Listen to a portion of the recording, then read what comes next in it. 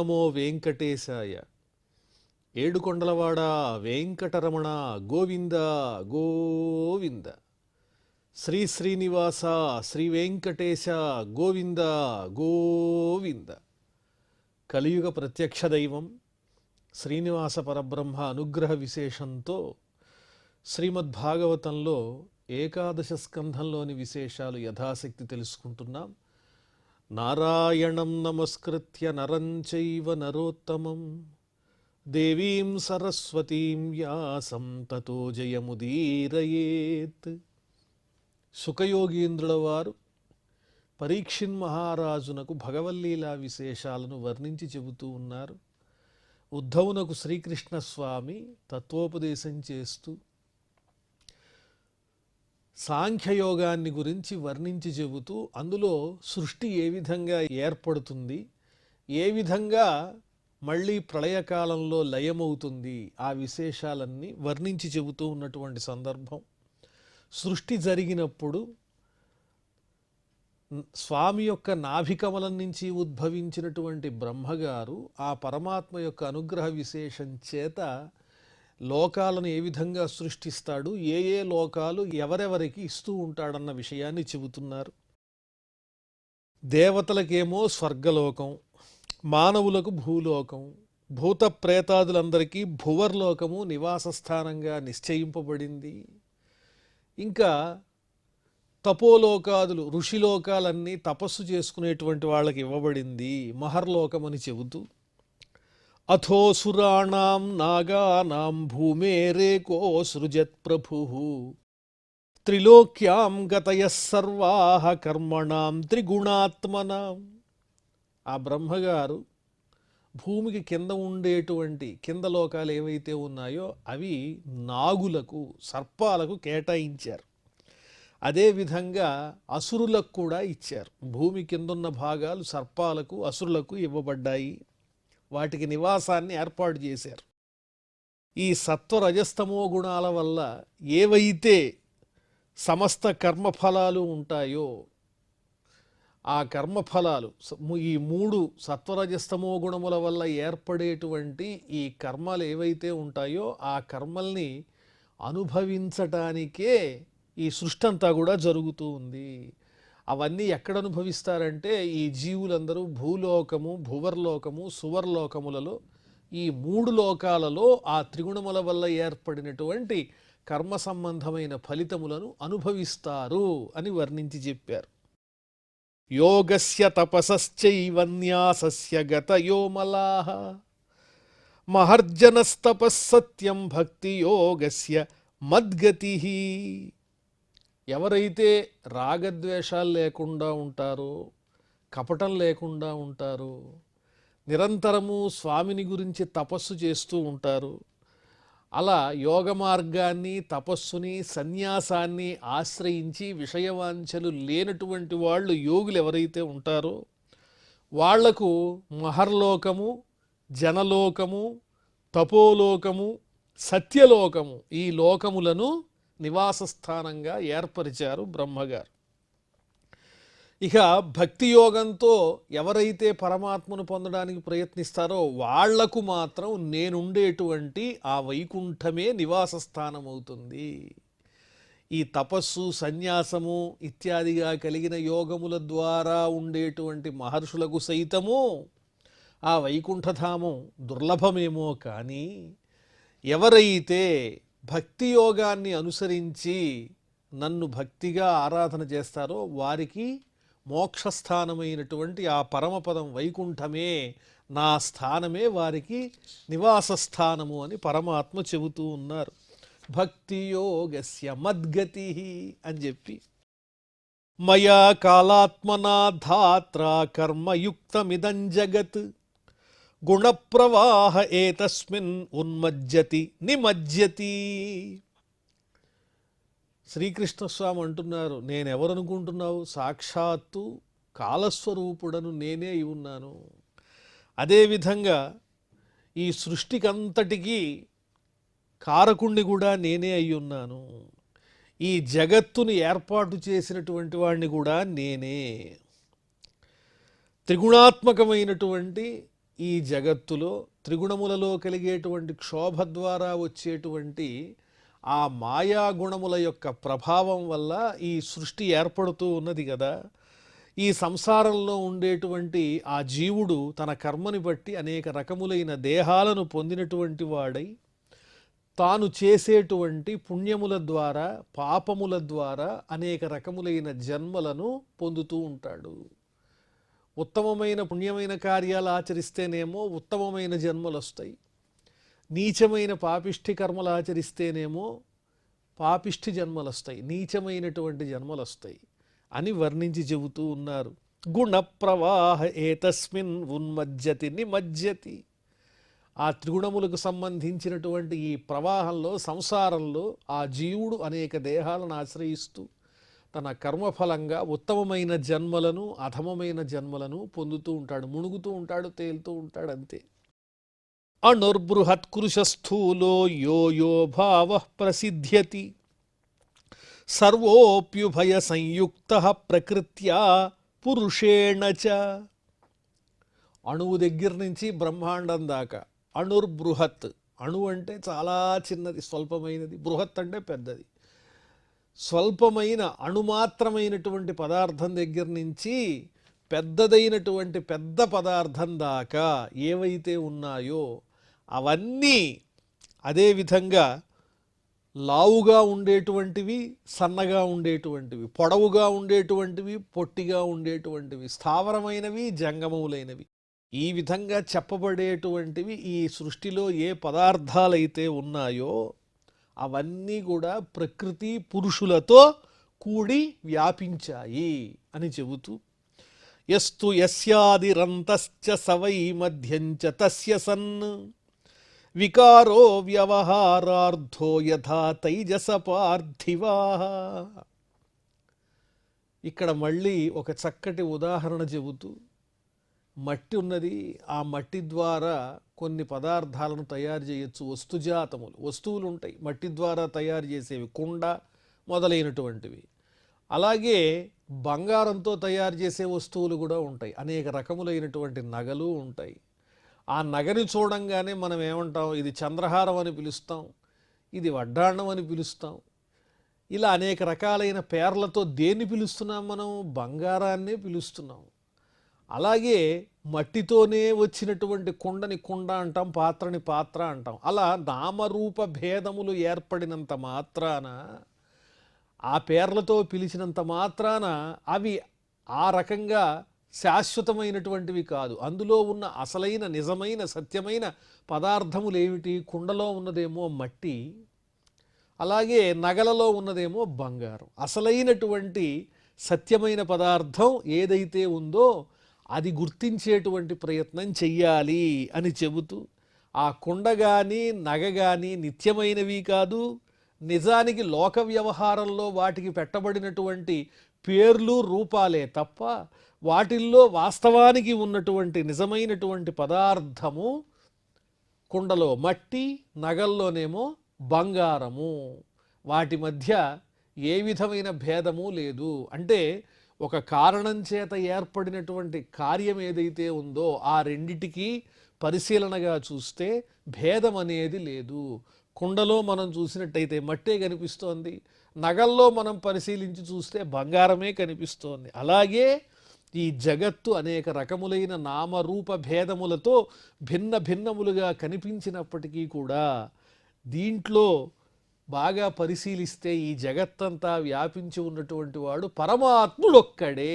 నగలలో బంగారంలాగా, కుండతో ఏర్పడినటువంటి దాంట్లో అసలైన పదార్థం మట్టిలాగా, ఈ జగత్తులో నామరూపాలుగా ఎన్ని కనిపిస్తున్నా అవన్నీ పరమాత్మ యొక్క స్వరూపమే తప్ప వేరొకటి కాదు, నా స్వరూపమే అని చెబుతూ, యదుపాదాయ పూర్వస్తు భావో వికురుతే పరం ఆదిరంతో యదా యస్య తత్సత్యమభిధీయతే. మట్టి అనేటువంటిది సత్యమైనటువంటి వస్తువు. దాన్ని ఆధారంగా చేసుకుని ఒక కుండ అనేటువంటిది ఏర్పడింది. అందులో ఉన్నది మట్టే. అంటే కార్యము కుండ, కారణమేమో మట్టి. ఈ కుండ కారణంలోనే విలీనమవుతుంది, అంటే మట్టిలోనే విలీనమవుతుంది అని మరొక్కసారి స్పష్టంగా ఈ శ్లోకం ద్వారా తెలియజేస్తూ, ప్రకృతిర్హ్యస్యోపాదానం ఆధారః పురుషః పరః సతోభివ్యంజకః కాలః బ్రహ్మతత్రితయంత్వహం. ఈ జగత్తుకు మూలమైనటువంటి పదార్థం ఏమిటంటే ప్రకృతి. ఆ ప్రకృతికి ఆధారం ఎవరు అంటే పురుషుడు. అలాగే ఈ ప్రకృతి పురుషుల యొక్క కలయికను తెలియజేసేది ఏమిటి అంటే కాలము. ఈ ప్రకృతి, పురుషుడు, కాలము, ఈ మూడు ఎవరు అంటే తత్రితయం త్వహం బ్రహ్మ. ఈ మూడిటి యొక్క స్వరూపం కూడా పరమాత్మనైన నేనే తప్ప వేరొకటి కాదు. ప్రకృతి అన్నా, పురుషుడన్నా, కాలమన్నా ఈ మూడు నా స్వరూపాలే తప్ప వేరొకటి కాదు అని తెలియజేస్తూ, సర్గ ప్రవర్తతే తావత్ పౌర్వాపర్యేణ నిత్యశః మహాన్ గుణ విసర్గార్థ స్థిత్యంతో యావదీక్షణం. పరమాత్ముడే సృష్టిస్తున్నాడు, ఆయనే నడిపిస్తున్నాడు, ఆయనే ఈ సృష్టిని, ఈ జగత్తుని లయం చేస్తూ ఉంటాడు. దేనికోసము అంటే జీవుల కోసమే, జీవుల ప్రయోజనం కోసమే. ఆ జీవులు తమ భోగమును అనుభవించటం కోసమే, కర్మ ఫలితాన్ని అనుభవించటం కోసమే ఈ సృష్టిలో ఈ విధమైనటువంటి కార్యములను పరమాత్ముడు ఏర్పాటు చేశాడు అని చెబుతూ, విరాణ్మయా సాధ్యమానో లోకకల్ప వికల్పకః పంచత్వాయ విశేషాయ కల్పతే భువనైః సహా. ఏ బ్రహ్మాండంలోనైతే ఈ సృష్టి, స్థితి, లయము ఈ మూడు జరుగుతూ ఉంటాయో ఆ బ్రహ్మాండాన్ని నేను లయం చెయ్యాలి అని సంకల్పించినప్పుడు ఆ బ్రహ్మాండమే, సమస్తమైనటువంటి లోకములతో కూడిన ఆ బ్రహ్మాండము నాలో విలీనమైపోతుంది. నా సంకల్పమాత్రం చేతనే సమస్తమైన బ్రహ్మాండము అన్ని లోకములతో నా యందు విలీనమవుతుంది. నేను సృష్టి చెయ్యాలని సంకల్పించినప్పుడు సృష్టి మొదలవుతుంది. ఎప్పుడైతే లయం చెయ్యాలనుకుంటానో, ప్రళయం కల్పించాలనుకుంటానో అప్పుడు ఈ బ్రహ్మాండమంతా సమస్తమైన భువనములతో నా యందే లీనమవుతూ ఉంటుంది అని చెప్పి, ఆ లీనమనేటువంటిది ఏ విధంగా అవుతుందో ఆ విషయాన్ని వివరించి చెబుతూ ఉన్నారు. అన్నే ప్రలీయతే మర్త్యం అన్నం ధానాసు లీయతే ధానా భూమౌ ప్రలీయంతే భూమిర్గంధే ప్రలీయతే. ఈ దేహం అనేది ఆహారమునందు లీనమవుతుంది. అన్నే ప్రలీయతే మర్త్యం. ఆ ఆహారం ఎక్కడ లీనమవుతూ ఉంది అంటే విత్తనముల యందు, గింజల యందు లీనమవుతూ ఉన్నది. మరి ఆ గింజలు ఎక్కడ లీనమవుతూ ఉన్నాయి అంటే భూమి యందు విలీనమవుతూ ఉన్నాయి. ఆ భూమి ఎక్కడ విలీనమవుతోంది అంటే తన్మాత్ర అయినటువంటి గంధమునందు లీనమవుతోంది. ఈ భూమి తన్మాత్ర అయిన గంధమునందు విలీనమవుతోంది అని చెప్పి, అప్సు ప్రలీయతే గంధః ఆపశ్చస్వ గుణే రసే లీయతే జ్యోతిషిరసో జ్యోతిరూపే ప్రలీయతే. ఆ తరువాత ఈ భూమి గంధమునందు లీనమయ్యింది. మరి ఆ గంధమనే తన్మాత్ర ఎక్కడ విలీనమవుతుంది అంటే జలముల యందు, నీటి యందు లీనమవుతుంది.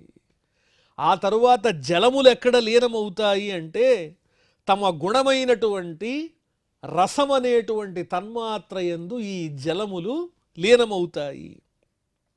మరి ఇప్పుడు రసమనేటువంటి తన్మాత్ర ఎక్కడ విలీనమవుతుంది అంటే అగ్ని యందు లీనమవుతుంది. లీయతే జ్యోతిషిరసో. ఆ తరువాత ఆ అగ్ని రూపమనే తన్మాత్ర యందు లీనమవుతుంది అని చెబుతూ, రూపం వాయౌ సచస్పర్శే లీయతే సోపి చాంబరే అంబరం శబ్ద తన్మాత్రే ఇంద్రియాణి స్వయోనిషు.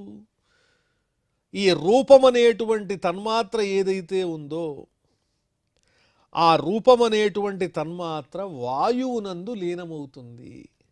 ఇంకా ఆ వాయువు ఎక్కడ లీనమవుతుంది అంటే స్పర్శ అనేటువంటి తన్మాత్రయందు లీనమవుతుంది. ఆ స్పర్శ ఏమో ఆకాశమునందు లీనమవుతుంది. ఆకాశమేమో శబ్దం అనేటువంటి తన్మాత్రయందు లీనమవుతుంది. ఇక్కడ దాకా చెప్పిన తరువాత ఇంకా ఇంద్రియాలు, ఇంద్రియాణి స్వయోనిషు, ఇంద్రియముల గురించి చెబుతున్నారు. ఇంద్రియాలు తమ తమ అధిష్టాన దేవతల యందు లీనమవుతూ ఉన్నాయి. అధిష్టాన దేవతల యందు అంటే రాజసాహంకారమునందు లీనమవుతున్నాయి. ఏవి అంటే ఇంద్రియములు అని చెప్పి, యోనిర్వైకారికే సౌమ్య లీయతే మనసీశ్వరే శబ్దో భూతాదిమప్యేతి భూతాదిర్మహతి ప్రభు. ఈ ఇంద్రియాధిష్టాన దేవతలు ఎవరైతే ఉన్నారో వాళ్ళు మనస్సునందు లీనమవుతూ ఉన్నారు. మరి ఇంకా మనస్సు ఎక్కడ లీనమవుతోంది అంటే సాత్వికాహంకారమునందు లీనమవుతోంది. ఇంకా ఇప్పుడు శబ్ద తన్మాత్ర ఎక్కడ లీనమైంది అనేటువంటిది ఇందాక శ్లోకంలో వివరించలేదు. ఇంద్రియ ఆకాశమేమో శబ్ద తన్మాత్ర యందు లీనమవుతుంది. మరి శబ్ద తన్మాత్ర ఎక్కడ లీనమవుతుందో ఈ శ్లోకంలో చెప్పారు. శబ్దో భూతాదిమప్యేతి. ఈ శబ్ద తన్మాత్ర అనేటువంటిది తామసాహంకారంలో లీనమవుతుంది. ఈ అహంకారం అనేది ఏదైతే ఉందో ఈ అహంకార తత్వము మహత్తత్వంలో విలీనమవుతుంది. మహత్తత్వం అంటే అర్థం ఏమిటంటే బుద్ధి అని వివరించారు. సలీయతే మహాన్ స్వేషు గుణేషు గుణవత్తమః తే వ్యక్తే సంప్రలీయంతే తత్కాలే లీయతే అవ్యయే. అహంకారమేమో మహత్తత్వమునందు లీనమైతే ఇప్పుడు ఈ మహత్తత్వం అనేది సత్వాది గుణములేవైతే ఉన్నాయో త్రిగుణములు వాటి యందు లీనమగును. ఇంకా ఆ గుణాలు ఏవైతే ఉన్నాయో ఆ త్రిగుణములు ఎక్కడ లీనమవుతాయంటే ప్రకృతి యందు లీనమవుతాయి. ఆ ప్రకృతి ఎక్కడ లీనమవుతుంది అంటే కాలమునందు విలీనమవుతుంది. కాలో మాయా మయే జీవే జీవ ఆత్మని మయ్యజే ఆత్మా కేవల ఆత్మస్థో వికల్పాపాయ లక్షణ. ఈ కాలమేమో జీవునితో చేరుతుంది. ఆ జీవుడేమో పరమాత్మనైనటువంటి నాతో చేరతాడు, నా యందు విలీనమవుతాడు అని చెప్పి ఈ సమస్తమైనటువంటి సృష్టి ఏ విధంగా ఆవిర్భవిస్తుంది, ఏ విధంగా ప్రళయకాలంలో లయమవుతుంది, పరమాత్ముడు ఏ విధమైనటువంటి లీలను ప్రదర్శిస్తాడు, ఈ వీటన్నింటినీ కూడా చక్కగా వివరించి చెప్పారు శ్రీకృష్ణస్వామి. మరి ఇక పరమాత్ముడు ఎటువంటి వాడు అంటే నాయన పరమాత్మనైనటువంటి నాకు ఈ ప్రకృతి సంబంధమైన సృష్టి సంబంధమైనటువంటి ఈ వికారాదులు ఏమీ లేవు. నేను ఎప్పటికీ మార్పు లేనటువంటి స్వరూపం కలిగినటువంటి వాడను. నాలో భేదాలు లేవు, అలాగే నాశనము లేదు, ఆద్యంతరహితుడను. సృష్టి చెయ్యాలి అని సంకల్పించినప్పుడు ఆ సంకల్పంతోనే సమస్తమైనటువంటి సృష్టిని ఏర్పాటు చేస్తాను, నడిపిస్తాను. మళ్ళీ నేనే ఆ సృష్టిని ప్రళయకాలంలో లయం చేసుకుంటూ ఉంటాను. ఆ సంబంధంగా అవరోహణ ఆరోహణ క్రమములలో ఈ సమస్తమైనటువంటి తత్వాలు ఏవైతే ఉన్నాయో ఇవన్నీ కూడా ఉత్పన్నమవుతూ ఉంటాయి, కార్యకారణ సంబంధంతో ఉత్పన్నమవుతూ ఉంటాయి. ఒకదానితో ఒకటి నా సామర్థ్యం చేత సహకరించుకుంటాయి, సహకరించుకుని ఈ సృష్టిని ఏర్పాటు చేస్తూ ఉంటాయి. ఆ తరువాత నేనే వాటిని నాలో లయం చేసుకుంటూ ఉంటాను. నేను మాత్రం సాక్షిభూతంగా ఇదంతా నడిపించేవాడినే తప్ప వీటితో నాకు ఎటువంటి ప్రమేయము లేదని చెబుతూ, ఏవం అన్వీక్షమాణస్య కథం వైకల్పికో భ్రమః మనసో హృది తిష్ఠేత వ్యోమ్నీవార్కోదయేతమః. ఈ విధమైనటువంటి వివేకంతో గనక ఈ సాంఖ్యయోగంలో పరమాత్ముడు ఏదైతే తెలియజేసి ఉన్నాడో ఆ జ్ఞానంతో సమస్తమైన ఈ జగత్తుని పరిశీలించినట్లయితే అర్థమయ్యే విషయం ఏమిటి అంటే ఆ పరమాత్మ తప్ప వేరొకటి ఈ జగత్తులో లేదు. అంతా ఆయన వల్లనే ఏర్పాటవుతోంది. అంతిమ లక్ష్యం ఎవరై ఉండాలి అంటే పరమాత్ముడై ఉండాలి. పరమాత్మ కన్నా భిన్నంగా ఏదీ లేదు అనే ఆలోచన కలిగినప్పుడు అజ్ఞానం అనే అంధకారం కాస్త నశించిపోతుంది. ఏ విధంగా అంటే సూర్యుడు ఉదయించినప్పుడు చీకట్లుంటాయా? ఉండవు. అలాగే జ్ఞానం అనే జ్యోతి ప్రకాశించినప్పుడు అజ్ఞానం అనే అంధకారం పటాపంచలైపోతుంది. ఏష సాంఖ్య విధి ప్రోక్త సంశయ గ్రంథి భేదన ప్రతిలోమానులోమాభ్యాం పరావర దృశామయ.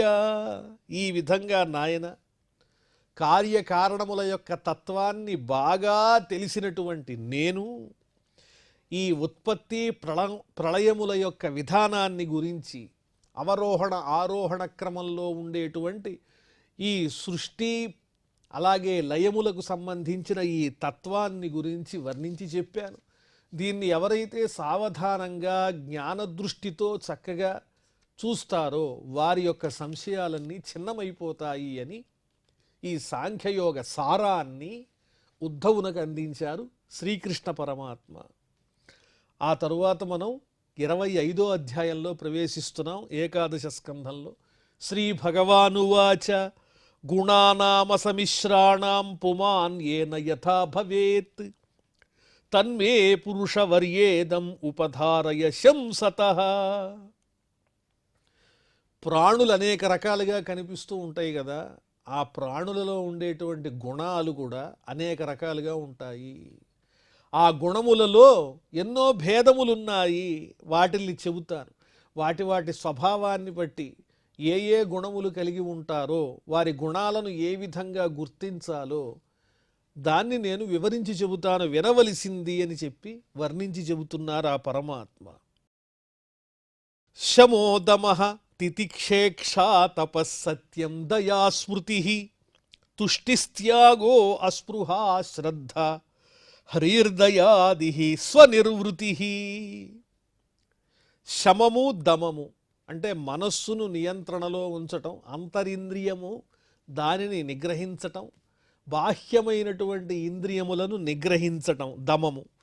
అలాగే సుఖదుఖాలు ఇత్యాదులు ఏవైతే ఉంటాయో ద్వంద్వాలు, వాటిలన్నింటినీ కూడా సహించటం, విచక్షణతో వివేకంతో కూడి ఉండడం. వివేకం అంటే పరమాత్మ జ్ఞానం పట్ల ఆసక్తి కలిగి ఉండడం, అదే నిజమని తెలుసుకోవటం వివేకం.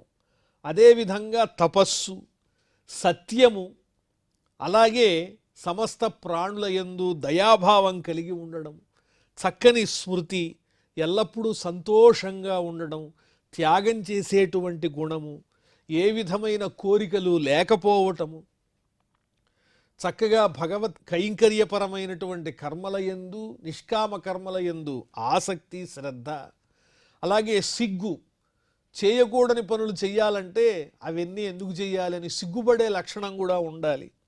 ఎప్పుడూ ఆత్మానందం కలిగి ఉండడం, వినయ గుణాన్ని కలిగి ఉండడం, ఇవన్నీ దేనివల్ల కలుగుతాయి అంటే సత్వగుణం వల్లనే కలుగుతాయి అని వర్ణిస్తూ, ఇలాంటి గుణాలు ఎవరికైతే ఉంటాయో వాళ్ళు సత్వగుణంతో వృద్ధి చెంది ఉన్నారని అర్థం చేసుకోవాలి.